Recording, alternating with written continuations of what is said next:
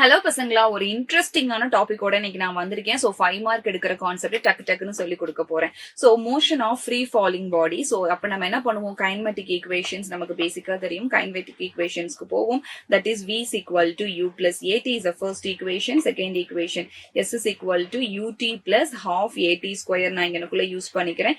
Third one v square is equal to u square plus 2as நம்ம எடுத்தாச்சு. But ஆனா புக்ல பார்த்தோம்னா இந்த 3 ஈக்குவேஷன்ஸ் தான் இருக்கும். இது எப்படி வந்ததுன்னா, ஒரு ஆப்ஜெக்ட் மேல இருந்து கீழே விழுகும் போது கிராவிடேஷனல் ஃபோர்ஸை தவிர வேற எந்த ஃபோர்ஸுமே அது மேல ஆக்ட் ஆகக்கூடாது. Any other external forces act ஆகக்கூடாது. ஒன்லி கிராவிடேஷனல் ஃபோர்ஸ்னால மட்டும் என் ஆப்ஜெக்ட் என் கையில இருந்து தவறி கீழே கிரவுண்ட ரீச் பண்ணுதுன்னா அதை தான் நான் என்னன்னு சொல்லுவேன்னா ஃப்ரீ ஃபாலிங் பாடி அப்படின்னு சொல்லுவேன். சோ அப்படி ரீச் பண்ணக்கூடிய அந்த ஆப்ஜெக்ட்ஸ்க்கு சில கண்டிஷன்ஸ் இருக்கு.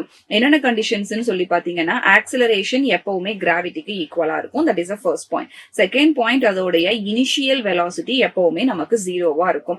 இப்ப இந்த ரெண்டு கண்டிஷனையும் கொண்டு போய் அப்படியே நம்ம இங்க அப்ளை பண்ணோம்னா என்ன நடக்குதுன்னு பார்க்கலாம். இதோட ஒரு ஆடப்பா எவ்வளவு ஹைட்ல இந்த ஆப்ஜெக்ட் விழுகுதுங்கிறதையும் நம்மளால பேச முடியும். அப்ப ஆட் ஆனா அதோட டிஸ்பிளேஸ்மெண்ட் பாத்தீங்கன்னா ஹைட்டுக்கு ஈக்குவலா இருக்கிறதுக்கும் சான்ஸ் இருக்கு. இது ஒரு ஆட் ஆன் மட்டும் தான், எஸ்னே நம்ம வச்சுக்கலாம். சோ அப்ப இந்த மூணு ஈக்குவேஷன்ஸ்லயும் இந்த பர்டிகுலர் கண்டிஷன்ஸ் நம்ம அப்ளை பண்ணோம்னா என்ன நடக்கும், v is equal to 0 plus at க்கு பதிலா நம்ம gt யூஸ் பண்ணிக்கலாம்.